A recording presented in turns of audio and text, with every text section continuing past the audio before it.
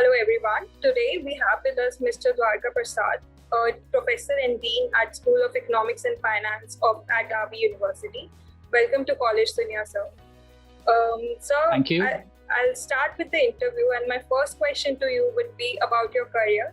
So, sir, you have held key position at Education Institute throughout your professional career. So, what are the key factors that keep you connected with the education sector? Well, first and foremost, as you keep moving up, you are in a rare profession where you are meeting younger and younger generations. So I think that's a good enough motivation. I remember when I started my career, I started very early in my life. I was almost 23, 24 when I started in my academic life. And now at this age and stage, after almost 21, 22 years, I am meeting people who were not even born, and I'm teaching those kids who were not even born when I started my academic career. So that keeps me young. I think that's a good enough motivation for anybody in teaching profession to keep going, and keeps you alive, keeps you excited about what are the possibilities about it, meeting and talking and learning from a generation which is so different, which is so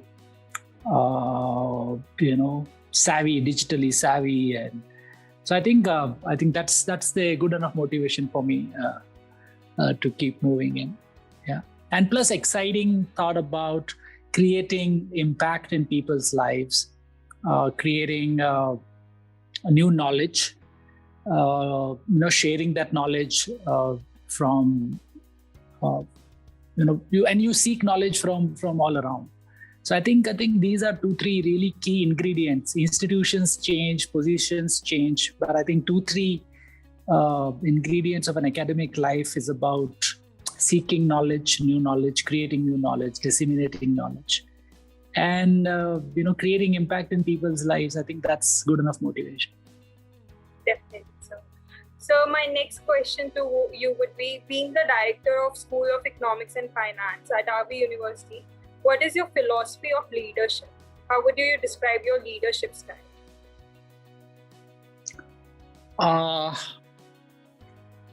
It's a tricky question.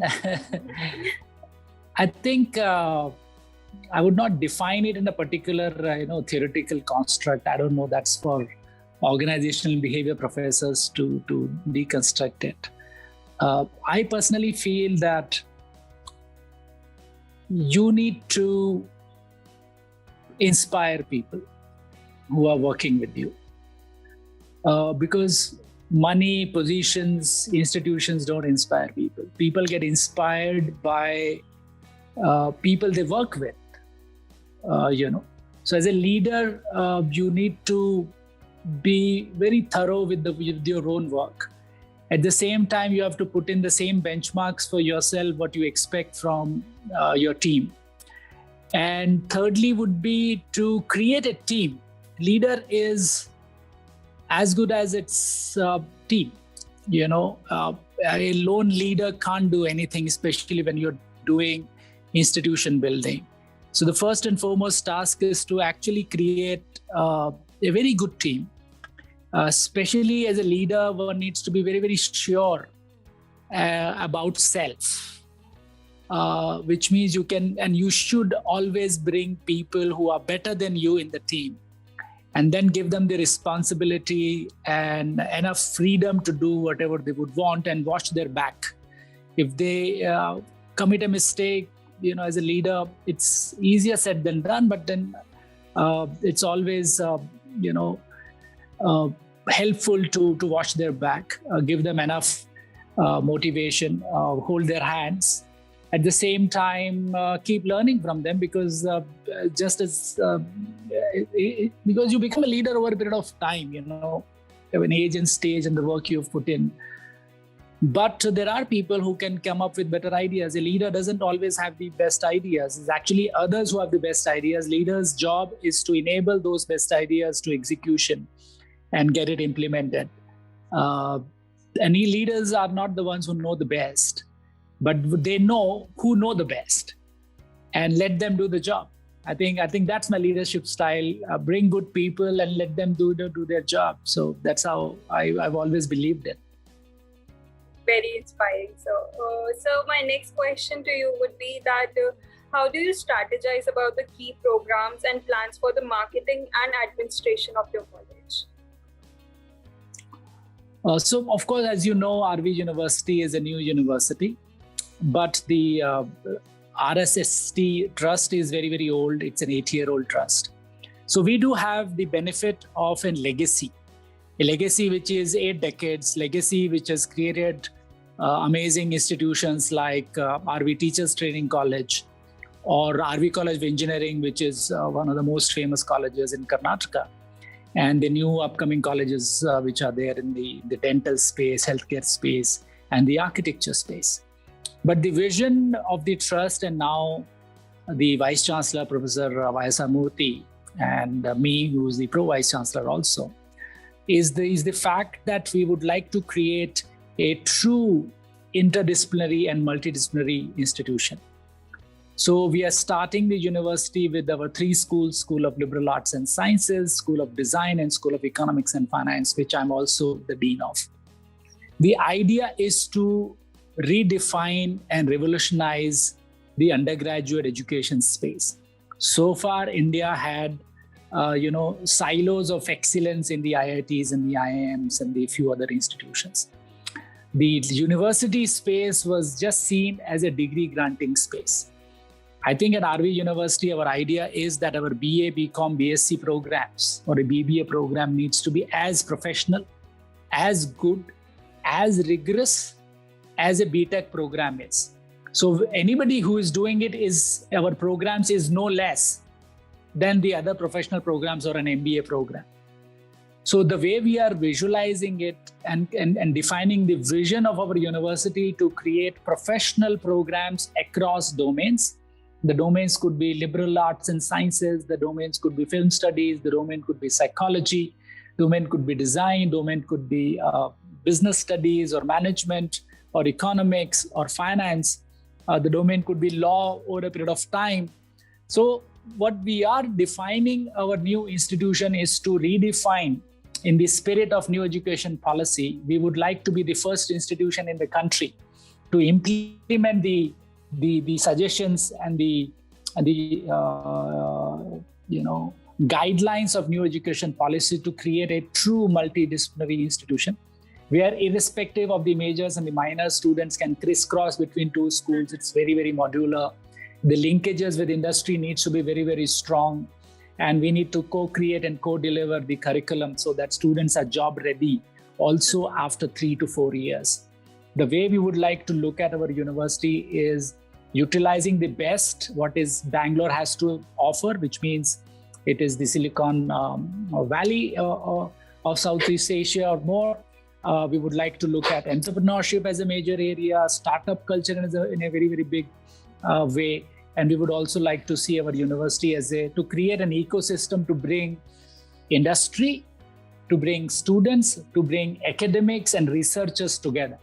So we would like to be a platform where people can come, congregate, collaborate, and create. So you talked about the industry. Does RV University has any plan of collaborating with any major players in the industry? We are already doing it, Tanya. We are already doing it. Even I can't name those institutions right now, but till the time the final MOU is being signed, but we are working very closely to close to around 5 to 6 big institutions across domains of digital, e-commerce, data science, financial services, to co-create and co-deliver programs with their help, which means the industry bodies will be working with us in defining our curriculum, ensuring that all the cutting-edge skills are being imparted through workshop modes and live trainings to the students. We are also ensuring that from the inception of the program itself, students get, it's not like after 3 years you go to industry. Every term industry is coming to you or you're going to industry, which means we'll have field visits. The industry will come to our campus. We would have people teaching across domains through blended learning. Now that Zoom has become the de facto learning platform, we will ensure that students get multiple internships, at least 2 internships in a year, both summer and the winter internships, and ensuring that those companies who are supporting us in creation of the curriculum will also hire our undergraduate students. So that is the plan. And we are already working very closely with them on this. This sounds really interesting, sir. Sir, moving on to the fact that the education system in India and other foreign countries are structured very differently. So in your experience, what can an inbound student gain from studying here in your university? See, we need to look at a couple of factors which differentiate an international university and us. A typical international university has 2-3 benefits. First benefit is their legacy. Typical international universities, with the exception of some in US, but even they are almost 100 years old. Typical European universities are 3 to 4 to 5 to 600 years old. So they do have a huge legacy. In India, modern education is less than 70 to 80 years old, and RV University is very much from that legacy of almost since the time independence happened. Secondly, they benefit a lot with their tie-ups with industry. So they are very large multi-faculty universities where sciences, engineering, medical, biosciences and others are very closely entrenched with industry, which means professors are running companies. They have tie-ups with, like for example, look at this Oxford University AstraZeneca vaccine thing. So it was researched in Oxford with the scientists coming from AstraZeneca as well as Oxford. Right. And then later on, it was manufactured in India by Serum. This is the kind of network they have. In India, we have to create similar networks across the field of not just in the sciences, in engineering and medical, but even in liberal arts, even in films, even in various disciplines, in business. We have to create those very strong linkages with industry. Third, where Indian institutions have always, because our population is so large that we don't have to worry about students from other countries. But I think where Indian universities have lacked in last couple of years, and they are changing in last couple of years, is to have a diverse student body. The diversity of the kind of countries a university represents. I remember many years ago, I'd gone to Canada in an international program. So they had flags of 130 odd or 140 odd countries. The students are studying from as many countries. In India, no university can talk about more than 10, 12 countries. And that too typically coming from SAARC, or they're coming from African contingent and, of African continent. So I think Indian universities have to be a bit more outwardly looking, attract students from different countries, because the kind of quality of education and the price at which we can offer is not being exploited as much as European and the American and the Australian universities have done it. I think we have to think global. We have to bring faculty from across the different countries, and we have to bring student body from various countries to make it a truly global, university setup. And I think being in Bangalore, which is as cosmopolitan and as global as any other city in the world, I think we are very rightly poised to create Bangalore's first global university here. Definitely. So, sir, what would you say that the curriculum of RV University ensures the best practice of industry? As I earlier said, Tanya, we are not creating curriculum sitting in our drawing rooms. We are going to industry, we are meeting the industry, we're meeting academics across various countries. We have set up a global academic advisory board. You'll be happy to know that for my school, which is School of Economics and Finance, we have 10 very senior professors from university in Spain, in universities in America, universities in Brazil, universities in Japan, universities in UK. So they are all Taiwan. They're all coming on board to be part of our global academic advisory board, and this number will go to almost like 20 people. So the curriculum is created in discussions with these academic senior people from various other foreign universities. Then we are taking inputs from industry, very critical inputs from industry. We are creating a board of studies where we are having representation from industry, from academia, from various think tanks, public policy groups, and others. So even when we are creating the curriculum, we are taking all the inputs and details and expert advice from relevant set of people. Then we would want to deliver this curriculum also with the help of all our partners.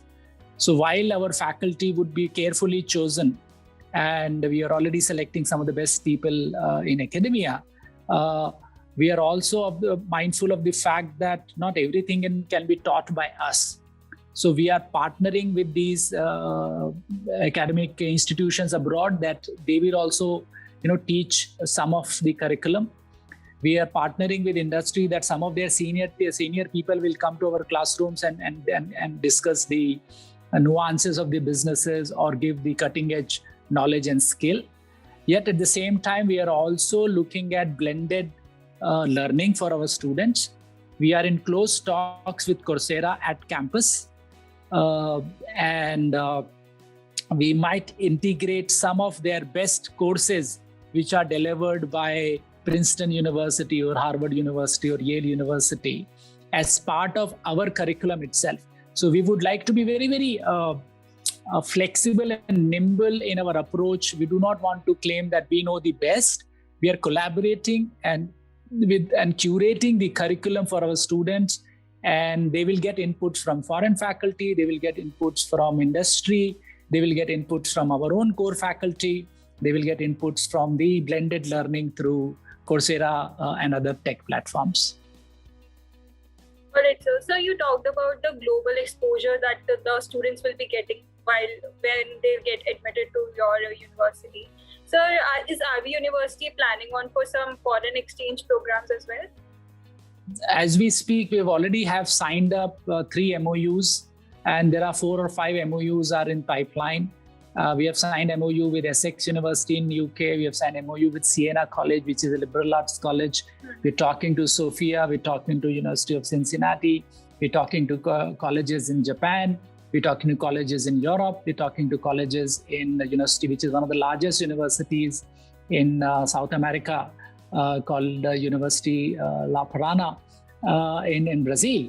And we are talking very close talks with Murdoch Universities, which has campuses in Asia as well as in Australia. So from the beginning itself, we are creating global exchange program as part of our DNA. And imagine we are such a young university, and we are talking to universities which are 200 years old, 300 years old, and they are coming on board. And they see our vision. They know what a trust has done in last 80 years. We have 20 institutions. So we are not a fly-by-night university. We are a very serious player in this, process of institution building. And student exchange, joint conferences, faculty exchange are built in from the program itself. We are talking to very few good film schools in Edinburgh. We are talking to design schools across Europe, so that students who are taking diverse majors and minors across 3 schools will have enough opportunity to go on exchange. So it's not that we are just looking at only Western universities. We already have signed up an MOU with OP Jindal Global University, which is a QS ranked university and very high in NIRF, and it's an institution of eminence. They already have 8 schools. So we have signed up an MOU with them so that their faculty and their students can come to Bangalore. Our students and our faculty can go to Delhi NCR and engage with them. So students can get both within India as well as outside India, multi-university learning exposure. That is something which we are planning for them. Sounds great, sir. Sir, we talked about limited number of foreign students in India coming to study in India. So, sir, any insights on how your university could be more welcoming to the students of different races or economic backgrounds, including people from other countries? Yeah, so we are doing it, running special campaigns. Firstly, we would want to bring in students from all over India, which means all the 28 states and other union territories. We are running special campaigns for Northeast because in Indian universities, my experience is that Northeast's, representation sometimes is lacking. So we are trying to see if we can bring in students from Seven Sisters and give them some great opportunities. At the same time, we are writing.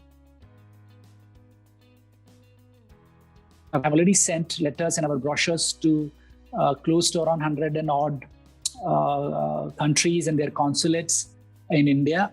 We have written to the Consul General, we have written to the diplomats, and we are telling them that they should share these details with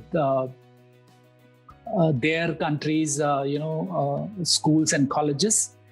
We are also partnering with some global institutions like IC3, and hopefully we would be working closely with them, and they represent close to 15 to 20 odd countries where teachers and school principals come together, and so that we reach out to them and tell them that these are the programs we are offering in Bengaluru, and hope that in years to come we will have representations and partnerships with those schools and other institutions. Because of pandemic, we are unable to travel to many countries. Otherwise, typically there are a lot of school fairs which happen across various countries. We would like to send our representation to these school fairs, where like foreign universities, we would also want to compete in the same market and provide an opportunity to Eastern European students, to African students, to Middle East students, to SAARC country students to also look at India, especially Bengaluru, as one of the best places for them to come and also find job opportunities, because it's one of the most cosmopolitan and global places you can find in this part of Asia. Right. Thank you, sir, for sharing your insights on RV University. I think any student who would want to have such a global exposure and such dynamics with the industry would love to join RV University. So your last message to the students who are aspiring for colleges in Bangalore or in RV University, what are your thoughts how they should align themselves in the future? My thoughts to them would be to try and explore as much as you can. Try to get as much exposure as you can. And hence places like Bangalore, not just my university, but other universities as well, would like to really provide you enough exposure. Third, when you come to a university like RV or others, utilize those 3 to 4 years in doing many things. Just don't sit in the classroom. Just don't do only the academic work. Do a lot of internships, do a lot of projects. Utilize those 3 to 4 years into co-curricular activities, participate in plays and theater and music and sports, and do everything what you would like to do, so that you end up becoming a very well-rounded personality. And whenever you are in campus, irrespective of what you're studying, try to create a new enterprise, which means do a startup. Even if you fail, you have a great story to tell. So 3 to 4 years, expose yourself to the best of the opportunities the city has to offer, the institutions has to offer, the companies has to offer. Try to do a startup, meet people from diverse backgrounds, develop your personality, and hone your skills, pick up your skills very, very critically. I think these are the 3 to 4 things which I would recommend a grade 12 students who've come in these times to universities like ours to be more, do more. Yes, sir. Thank you for joining us at College Dunia, sir. It was It's a great pleasure. talking. It was great talking to you.